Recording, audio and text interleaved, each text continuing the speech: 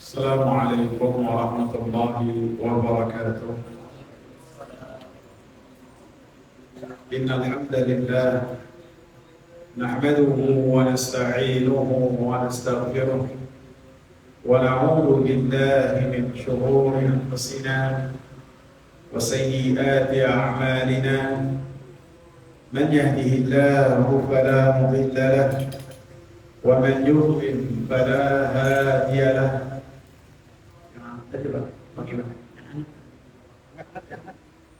أشهد أن لا إله إلا الله وأشهد أن محمدا عبده ورسوله.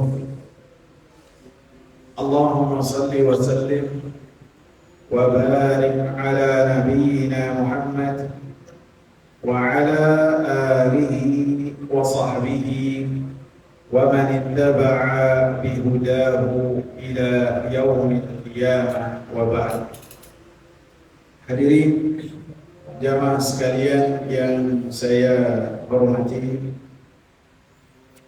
kita pada kesempatan kali ini akan menyebutkan beberapa pelajaran-pelajaran yang disebutkan oleh Imam Muhammad bin Shalih Al-Utsaimin rahimahullah yang berkaitan dengan hadis yang diceritakan oleh Nabi Sallallahu Alaihi Wasallam yang berkaitan dengan orang yang terkena penyakit kusta, orang yang tidak memiliki rambut, botak ataupun gundul, dan yang buta.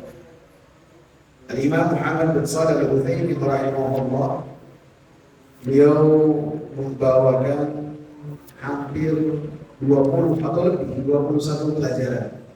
Insya Allah akan kita baca satu persatu, dan mudah-mudahan akan saya tambahkan juga beberapa pelajaran yang dibawakan oleh Imam Syekh Shalih Al-Fauzan dalam kitab I'anatul Mustafid ketika beliau menjelaskan hadis-hadis ini. Saya bacakan hadisnya terlebih dahulu supaya ustadznya juga ingat hadisnya itu cerita tentang apa, dan ikhwan yang mendengar pun ingat juga tentang apa yang kita bahas dari kisah yang diceritakan oleh Rasulullah sallallahu alaihi wasallam. Wa an Abi Hurairah radhiyallahu anhu أنه سمع النبي صلى الله عليه وسلم يقول. Dari Abu Hurairah radhiyallahu anhu, muhaddits dari kalangan sahabat Nabi sallallahu alaihi wasallam, yang beliau meriwayatkan banyak hadis dari Nabi sallallahu alaihi wasallam yang sampai kepada kita. Ada yang ingat berapa? 5.374 hadis. Walaupun demikian, Abu Hurairah mengatakan orang yang paling banyak meriwayatkan hadis dan mendapatkan hadis dari Nabi yang lebih banyak daripada aku, siapa? Abdullah ibn Amr bin As. Kata Abu Hurairah, fa innahu yaktub wa ana la aktub. Abdullah bin Amr bin Al-As, dia ini bisa menulis dan membaca, sehingga apa yang dikatakan oleh Nabi Sallallahu Alaihi Wasallam ditulis oleh Abdullah, ditulis sampai orang-orang Quraisy menegur apa yang dilakukan oleh Abdullah, dan teguran yang beliau dapat dari orang-orang Quraisy disampaikan kepada Nabi. Maka Nabi mengatakan, fa wallahi la yakhruju min fi illa al-haq. Maka demi Allah, tidaklah ada yang keluar dari lisanku kecuali hak, kata Rasul. Benar, wahyu dari Allah Subhanahu wa ta'ala. Sedangkan Abu Hurairah, beliau ummi, tidak bisa membaca dan tidak bisa menulis. Akan tetapi kita dapati bahwasanya Abdullah bin Amr bin As, beliau meriwayatkan yang sampai kepada kita hanya 700 hadis saja, jauh dari Abu Hurairah. Abu Hurairah masih memiliki bejana ilmu yang banyak yang berkaitan dengan hadis-hadis Nabi, beliau pilih hanya satu bejana yang jumlahnya 5.374 hadis. Kenapa demikian? Karena Abdullah bin Amr bin Al-As dalam satu peperangan, kalau tidak salah peperangan Yarmuk, beliau mendapatkan 2 kitab yang sangat besar sekali. Yang kitabnya itu 2, bisa dikatakan zabilatain, 2 karung besar yang berisi dari kitab-kitab orang-orang terdahulu. Karena beliau membaca dan menulis, sehingga kitab-kitab tersebut dia baca. Sehingga para tabi'in itu sangat hati-hati sekali ketika mendapatkan hadis dari Abdullah bin Amr bin Al-As. Ini dari Nabi ataukah dari zamilatain tadi, dari 2 karung yang dia dapat dari ahli kitab. Sehingga sebagian tabi'in menjauh. Yang kedua, beliau tinggal di kota Taif. Setelah di kota Taif, ayahnya menjadi gubernur di Mesir, beliau tinggal di Mesir, menemani ayahnya sampai dia wafat di Mesir. Sedangkan Abu Hurairah tinggalnya di mana? Di pusatnya ilmu di Madinah. Sehingga setiap orang datang bertemu dengan Abu Hurairah, dan Abu Hurairah menyampaikan hadis kepada orang-orang yang datang kepada beliau. Bahkan beliau pernah diangkat menjadi gubernur untuk kota Madinah. Sehingga beliau hanya tinggal di kota Madinah, dan Haramain, 2 tanah suci ini tempat berkunjungnya kaum muslimin.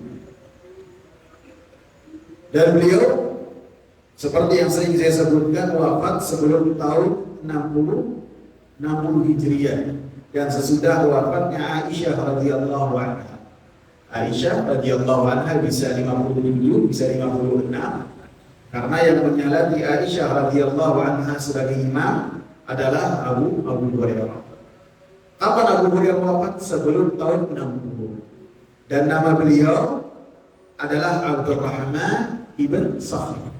Saking terkenal kunyahnya dia, lakabnya dia, julukannya Abu Hurairah, sampai orang dan para ulama lupa nama aslinya siapa.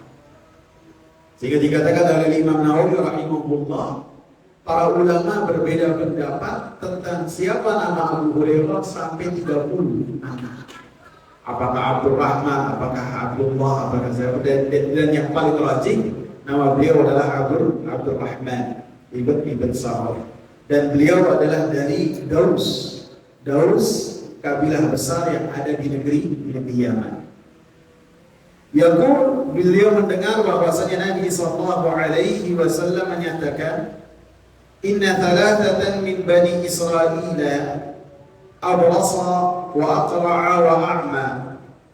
Sesungguhnya 3 orang dari kalangan Bani Israel, yaitu orang yang pernah terkena penyakit kusta, orang yang terkena penyakit kusta, orang yang tidak memiliki rambut, dan yang ketiga orang yang tidak memiliki penglihatan, buta. Fa'aradallahu an yabtaliyahum, maka Allah subhanahu wa ta'ala berkehendak untuk menguji mereka. Faba'atha ilaihim malaka, maka Allah subhanahu wa ta'ala mengutus kepada ketiganya seorang malaikat. Fa'atal abras, maka datanglah kepada orang yang terkena penyakit kusta. Faqal, maka malaikat ini berkata kepada orang yang pertama, "Ayyu syai'in ahabbu ilaik?" Hal apa yang paling engkau suka? Hal apa yang paling engkau harapkan dan hal apa yang paling engkau cintai? Qal, lawnun hasan wa jildun hasan wa yadhhabu 'anni alladhi qad qadarani an-nasu bihi.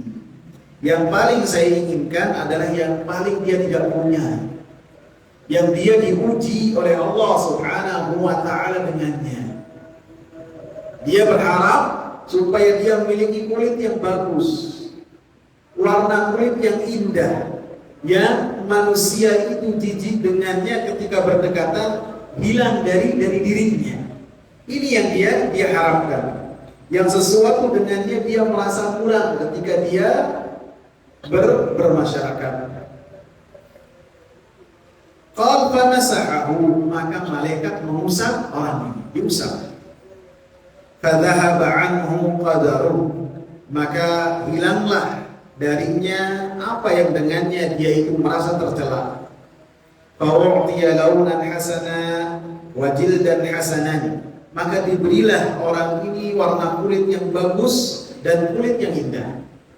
Qal, maka malaikat bertanya lagi kepada orang ini, fa ayyul mali ahabbu ilaik, maka harta apa yang engkau paling suka, yang kau paling harapkan?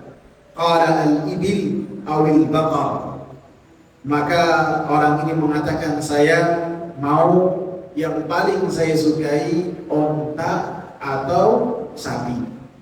Syakka Ishaq, perawi yang bernama Ishaq ragu, apakah orang yang pertama ini mintanya onta ataukah sapi. Walaupun dalam lafaz yang sudahnya sebutkan fa'u'tiya naqatan usyara, maka diberikanlah kepada orang ini onta betina yang sudah hamil besar, yang sudah bunting besar. Jadi menunjukkan keraguan-raguan perawi ini menunjukkan keutamaan dia, bahwasanya dia sangat berhati-hati dalam menyampaikan hadis-hadis Nabi Sallallahu Alaihi Wasallam. Walaupun dia ingat sesudahnya itu adalah onta betina, akan tetapi di mana titik dia ragu, apakah dia mendengarnya onta, apakah dia mendengarnya sapi, maka dia sebutkan hal-hal tersebut. Dan ini banyak disebutkan oleh ahli hadis ketika mereka ragu dan lupa terhadap apa yang mereka terima dari orang yang mereka ambil hadis-hadisnya.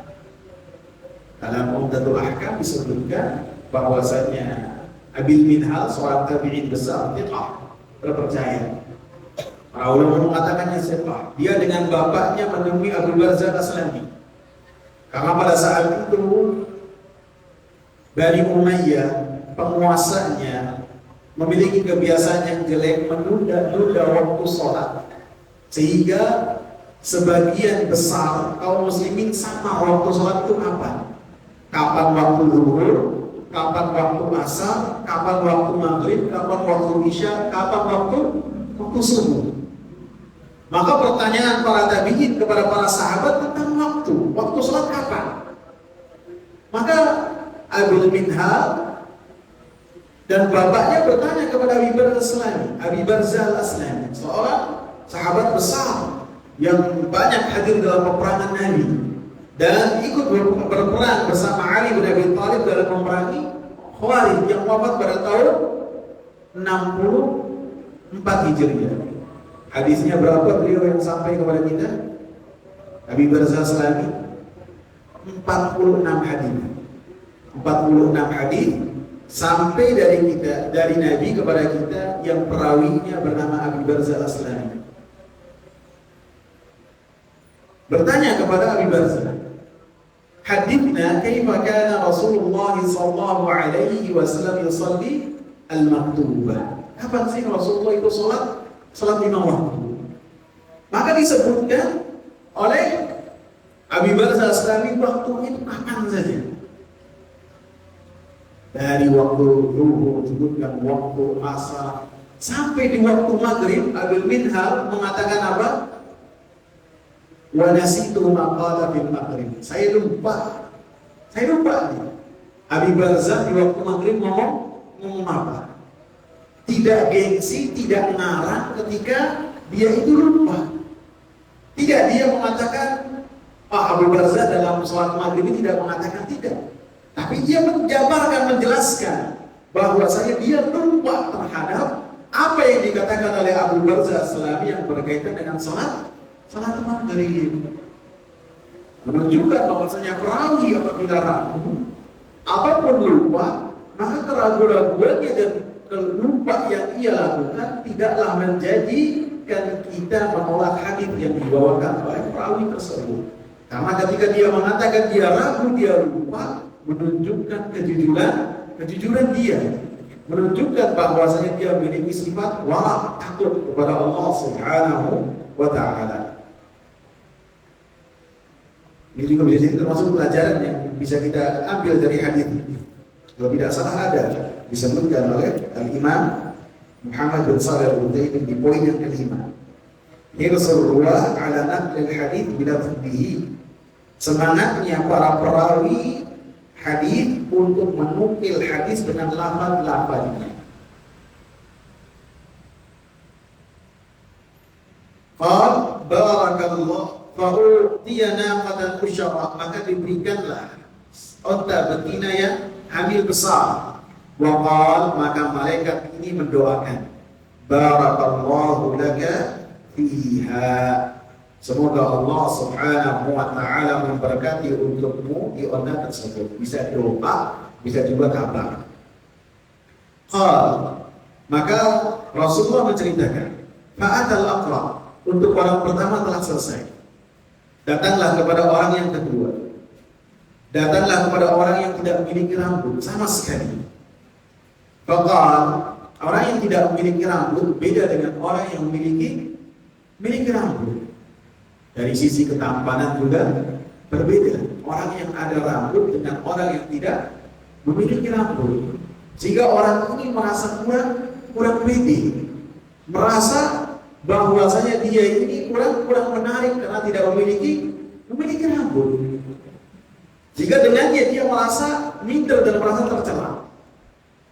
Dan bisa jadi pada waktu itu orang-orang tidak memakai penutup kepala, sehingga mereka merasa lebih dan kurang ketika seorang memiliki rambut ataukah tidak.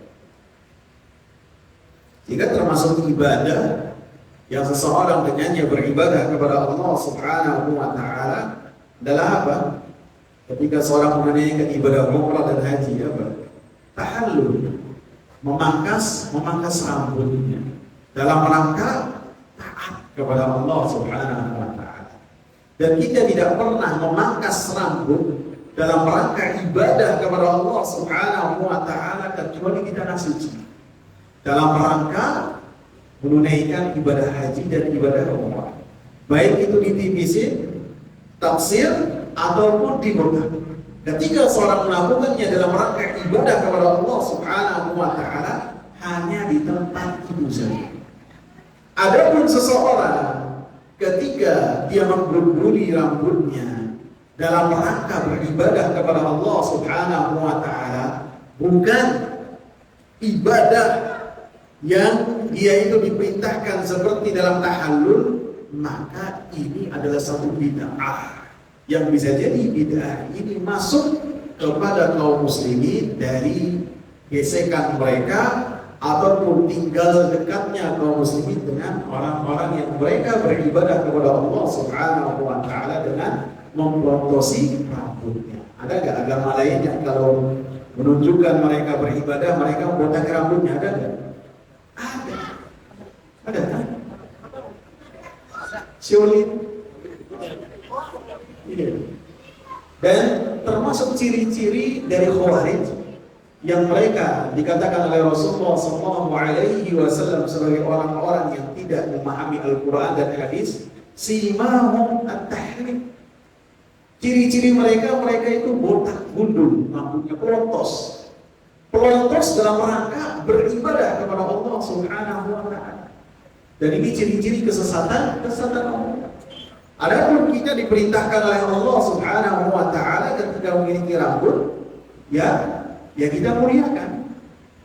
Dimuliakan dengan dijaga, disampoi, kemudian bisa diminyatin juga bisa, disisirin juga tidak harus saban hari, karena sunnahnya kita tidak bersisir saban hari. Allah Akbar, sangat mulia sekali agama Islam, sampai yang berkaitan dengan bersisir dicontohkan dan ada aturannya. Fa'atal aqra, maka datanglah kepada orang yang tidak memiliki rambut, botak ataupun gundul, emang tidak memiliki. Faqal, maka malaikat ini berkata kepada orang yang tidak memiliki rambut, ayyu syai'in ahabbu ilaik, apa yang paling engkau kehendaki? Qal, maka orang ini mengatakan, sya'run hasan, saya pengen rambut yang indah. Wa yadhhabu 'anni alladhi qadarani an-nasu bihi, dan saya berharap apa yang manusia menganggap diri saya dengannya jelek hilang dariku, yakni tidak memiliki rambut. Famasahahu, maka malaikat mengusapnya. Fadhahaba anhu qadaruh, maka aib yang dulu melekat pada dirinya hilang. Wa u'tiya sya'ran hasana, dijelaskan oleh Nabi, orang ini diberikan rambut yang indah. Faqal, maka malaikat ini berkata kepada, ayyul mali ahabbu ilaih, harta apa yang paling kau sukai? Qal, maka orang ini mengatakan al-baqaru awil ibil, saya pengen sapi ataupun unta. Perawi itu ragu-ragu akan tapi menunjukkan kewalaan dia sebutkan dua-duanya. Walaupun dari dalam lafaz sudahnya orang yang kedua ini mintanya sapi. Fa'utiya baqaratan hamilan, maka diberikan kepadanya sapi yang sudah hamil besar. Qal, maka malaikat ini mengatakan barakallahu laka fiha, semoga Allah subhanahu wa ta'ala memberkati kamu terhadap apa yang kamu miliki berupa sapi yang hamil besar.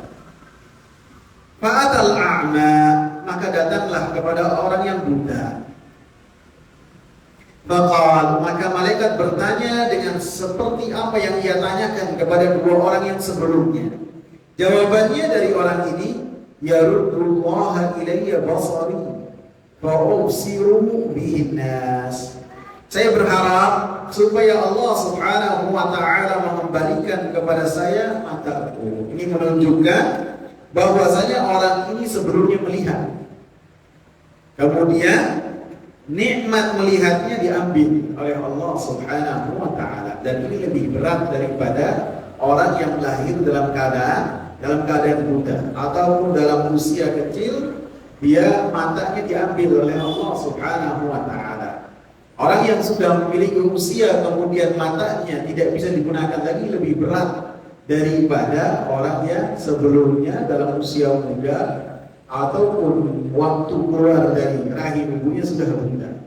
Biasanya orang yang masih muda diambil matanya, ataupun yang bayi keluar tidak memiliki mata, ketika diambil oleh Allah subhanahu wa ta'ala penglihatannya, maka Allah subhanahu wa ta'ala ganti dengan indera yang lain.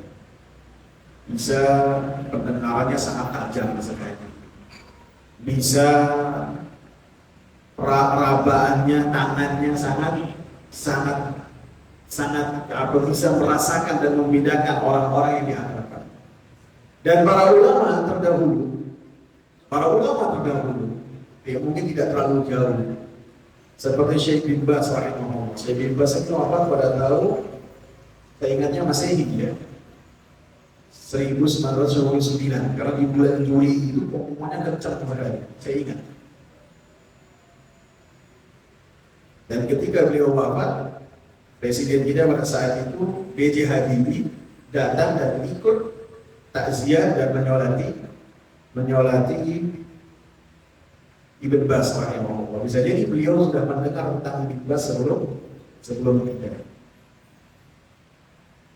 Beliau apabila ketemu sama seseorang,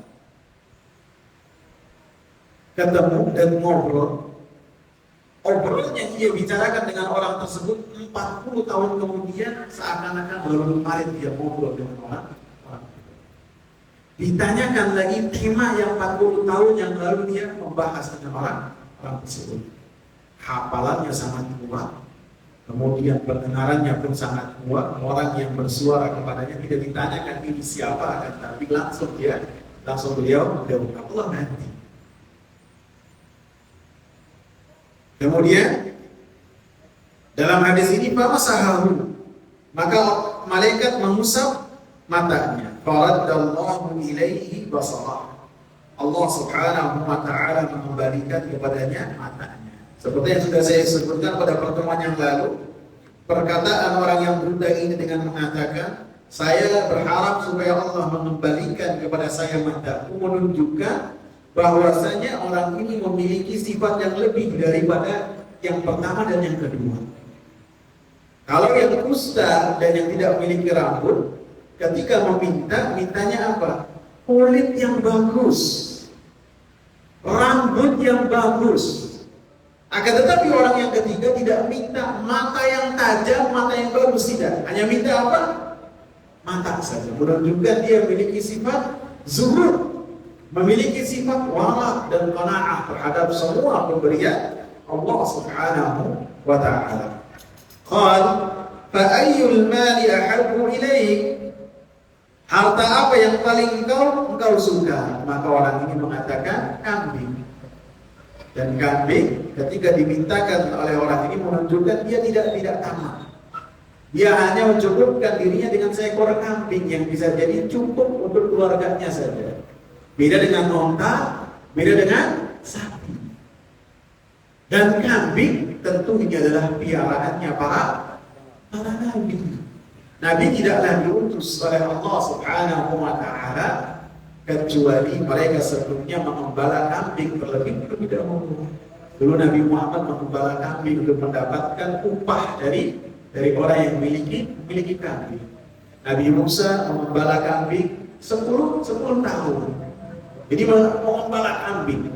Disebutkan oleh Imam Ibnu Taimiyah rahimahullah, karena seseorang ketika dekat dengan kambing, maka dia akan memiliki sifat yang dengannya kambing memiliki keistimewaan sakinah. Kambing itu lebih tenang daripada sapi, daripada onta. Sehingga para nabi memiliki sakinah yang luar biasa, tenang, tidak terburu-buru. Fa'utiya syatan walida, maka diberikanlah kepada orang ini kambing yang sudah hamil besar. Fa'ultija hadani wa wallada hada, maka semuanya menghasilkan.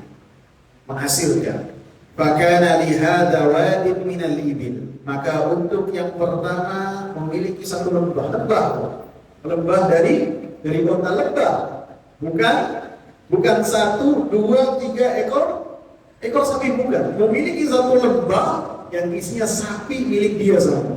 Jadi ketika malaikat mendoakan, doanya malaikat dikabul oleh Allah Subhanahu wa ta'ala. Wa li hadha wadin minal baqar, untuk orang kedua memiliki sapi seisi lembah juga.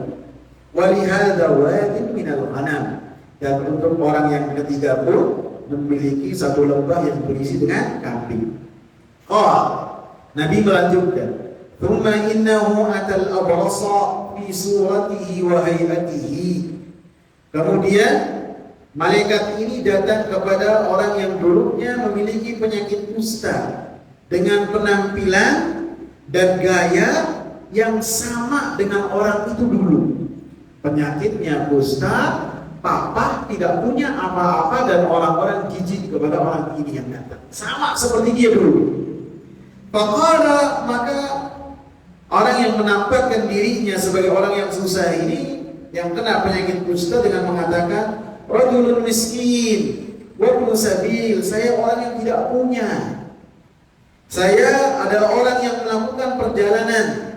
Qad inqata'at biyal hibalu fi safari, dan sebab-sebab yang dengannya saya melanjutkan perjalanan saya sudah habis.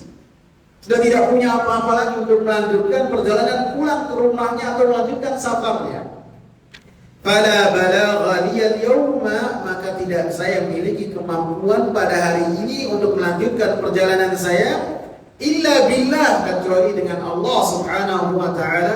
Tsumma bik, kemudian dengan engkau. Malaikat ketika memuji tentu dengan menunjukkan bahwasanya dirinya bertauhid dengan tauhid yang sempurna. Ketika menginginkan sesuatu, tonjolkan terlebih dahulu Allah Subhanahu wa ta'ala, kemudian menggunakan kata sambung kemudian, karena beda dengan wawu yang artinya sama dan. As'aluka billadhi a'taka al-lawna al-hasana wal jilda al-hasana wal mal ba'iran ataballahu bihi fi safari. Saya meminta kepadamu dengan yang telah memberikan kepadamu kulit yang indah, warna kulit yang bagus, dan harta. Untuk saya minta satu otak saja yang saya dengannya melanjutkan perjalanan saya. Saya tidak minta 2 ekor onta, 3 ekor onta dari onta kamu yang banyak, tidak. Saya minta satu. Dan yang saya minta satu, bukan yang paling gemuk, bukan yang paling kamu suka, bukan. Akan tapi apa saja yang penting saya bisa melanjutkan perjalanan saya.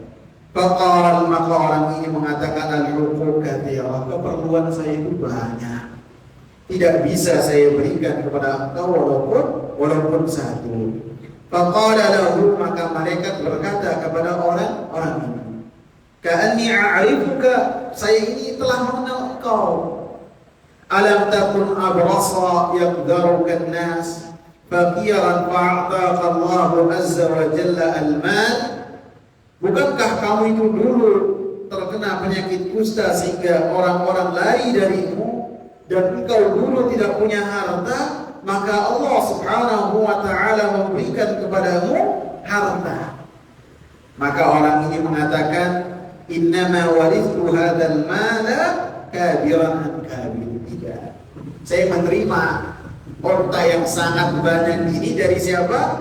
Dari orang tua saya. Artinya saya ini dari sononya sudah menjadi orang kaya. Berarti apa ini? Inkar nikmat, kufur nikmat. Seharusnya dia ingat, yang datang juga orang yang serupa dengannya ingat. Dulu dia keadaannya seperti itu. Maka malaikat mengatakan, in kunta kadiban fasayyarakallahu ila ma kunt. Apabila engkau dusta terhadap apa yang kau katakan bahwasanya hartamu kau dapat dari nenek moyangmu sebagai satu warisan, maka Allah subhanahu wa ta'ala akan mengembalikan kamu ke dalam keadaanmu yang semula. Di doanya diancam, apabila kamu dusta, kamu akan menjadi seperti semula. Artinya apabila engkau itu benar dengan perkataan kamu, maka mudah-mudahan Allah subhanahu wa ta'ala melangkahkan karunia yang kau dapat darinya. Akan tapi orang ini apa? Dusta, sehingga Allah subhanahu wa ta'ala kembalikan orang ini kepada keadaannya yang semula. Nabi melanjutkan kisahnya, wa atal aqra'a fi suratihi. Maka datanglah malaikat ini kepada orang yang tidak memiliki rambut dengan penampilan yang orang ini dulu ketika susah seperti apa, pakaiannya seperti apa, kepalanya seperti apa, dia tonjolkan sama serupa dengan orang-orang ini. Tentu orang ini sudah punya rambut dengan penampilan yang tentu lebih baik karena dia sudah menjadi juragan sapi. Kalau yang pertama juragan onta, sekarang juragan sapi. Faqala lahu mithla ma qala li hadha. Kemudian malaikat ini berkata kepada orang yang botak, yang dia memiliki rambut, persis seperti apa yang dikatakan kepada orang yang pertama. Jawabannya pun sama. Tidak mau, padahal sudah ditekankan, saya meminta kepadamu satu sapi saja, dengan yang telah memberikan kepada engkau rambut yang indah dan harta. Maka dia menolak, jawabannya sama. Saya tadinya mau membacakan saja, kata waktu mau habis itu. Tapi antum bisa mengambil faedah ya, bisa ya. Pelajaran dari Syekh Muhammad Shalih Al-Utsaimin belum saya bacakan. Adapun yang ketiga, walatal a'ma fi surati, datanglah kepada orang yang dulunya buta dengan penampilan orang itu dulu. Malaikat ini menyerupakan dirinya dengan orang yang buta, sama, dan mengatakan dengan perkataan yang sama persis terhadap orang yang pertama dan orang yang kedua, dengan alasan yang sama dan menekankan dengan penekanan yang sama. As'aluka billadhi radda 'alaika basarak, saya meminta-Mu dengan nama yang telah mengembalikan kepada kamu mata kamu. Saya minta kepadamu satu kambing saja yang dengan ini saya bisa melanjutkan perjalanan saya. Maka kata orang yang buta ini, qad kuntu a'ma, saya ini tadinya sama seperti kamu. Saya sama seperti kamu. Faradallahu alayya basari. Kemudian Allah Subhanahu wa ta'ala kembalikan kepada saya mata saya, dengannya saya bisa melihat. Qad masyi. Kamu ambil dari harta saya apa yang kamu ambil. Jangankan satu ekor, semua kamu ambil juga terserah, silakan. Karena engkau meminta kepada saya atas nama Allah Subhanahu wa ta'ala yang telah memberikan kepada saya semuanya. Allah, maka demi Allah, la ajhaduka al-yawma bi syai'in akhadtahu lillah. Saya tidak akan merasa susah dengan apa yang kamu ambil hari ini karena Allah dan untuk Allah, dan kau menyambutnya atas nama Allah Subhanahu wa ta'ala. Faqal, maka malaikat mengatakan, amsik malak, kamu pegang harta kamu. Kamu senantiasa jaga harta kamu. Fa inna mabtulitun, sesungguhnya kalian bertiga telah diuji oleh Allah Subhanahu wa ta'ala. Menunjukkan orang ketika mendapatkan kesempitan, penyakit, tidak memiliki harta, itu ujian. Ketika seseorang mendapatkan keluasan, mendapatkan kesehatan, apa yang dia inginkan ia bisa raih, dia bisa dapat, itu pun ujian. Wa nabluukum bisyarri wa nabluukum bil khairi wasyarri fitnah, kata Allah. Wa nabluukum bil khairi wasyarri fitnah. Kami uji kalian dengan kebaikan, dengan keluasan, dengan kejelekan, dengan sakit, semuanya apa yang ada di dunia itu adalah ujian. Adapun ketika seorang lulus dari ujian, ketika mampu menjawab pertanyaan munkar dan nakir, Rabbi Allah wa Nabi Muhammad wa dinil Islam wa kitabullahil Quran, itu adalah ujian yang terakhir yang akan sampai kepada anak manusia. Adapun sebelumnya pasti berisi ujian dan ujian. Ubtuli fa inna mabtulitum, kalian bertiga diuji oleh Allah Subhanahu wa ta'ala. Faqad radiya anka, maka Allah Subhanahu wa ta'ala sungguh telah ridha kepada engkau, karena engkau bersyukur kepada Allah Subhanahu wa ta'ala, bersyukur dengan hatimu, bersyukur dengan lisanmu, dengan mengatakan apa yang kau ambil sekarang silakan, berapapun yang kamu ambil silakan, saya tidak akan merasa susah, karena semuanya titipan dari Allah, semuanya pemberian dari Allah Subhanahu wa ta'ala.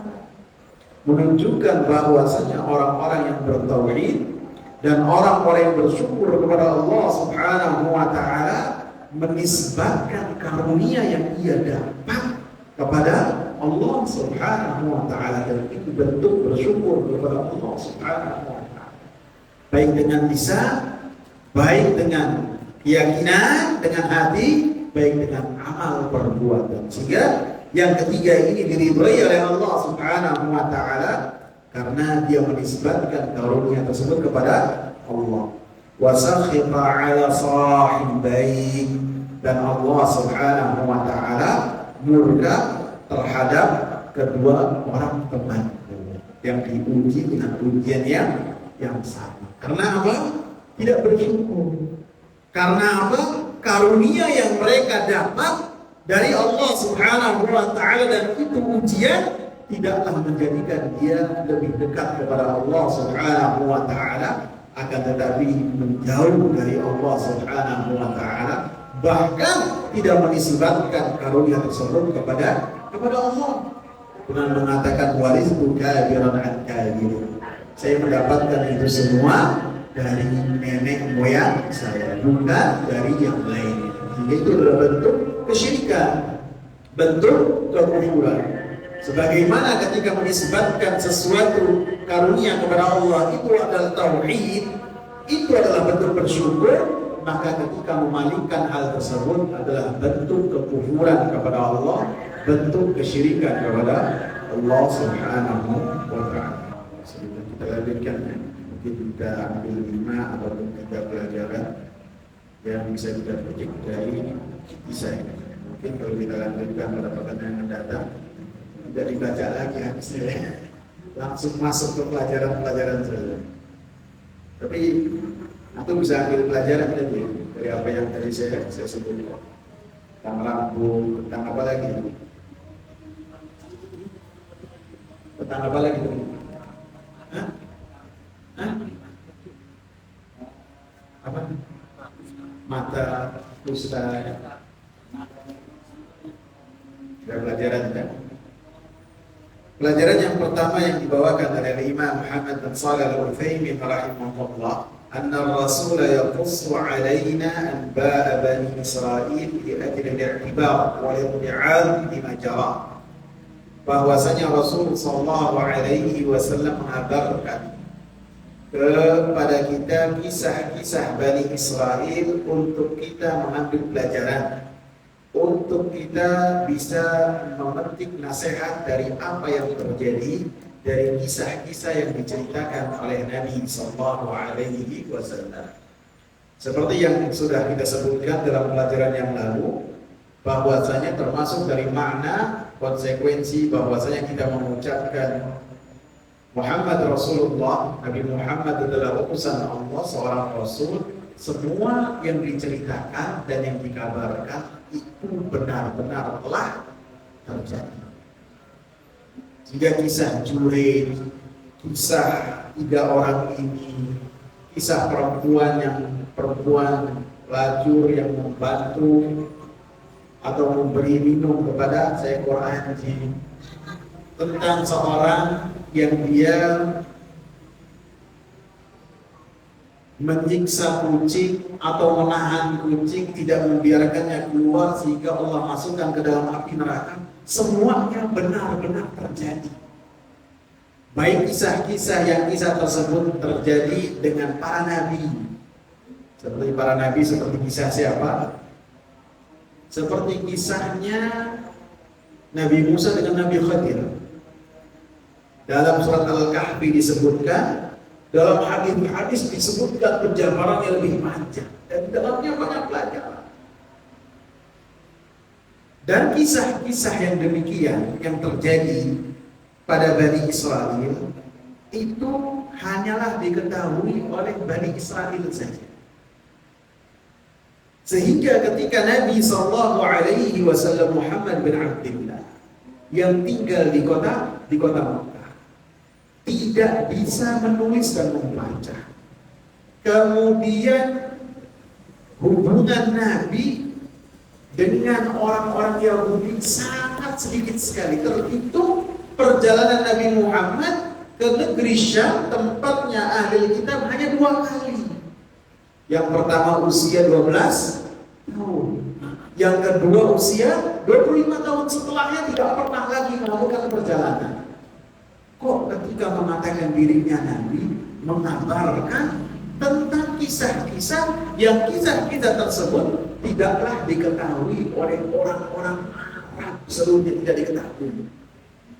Orang-orang Arab pada saat itu dongeng mereka antara Ibn Shaddad, antara seorang lelaki di negeri Yaman yang dia ini adalah orang yang tinggi besar, seorang yang menjadi anak kepala suku, akan tapi sama bapaknya dianggap sebagai seorang budak.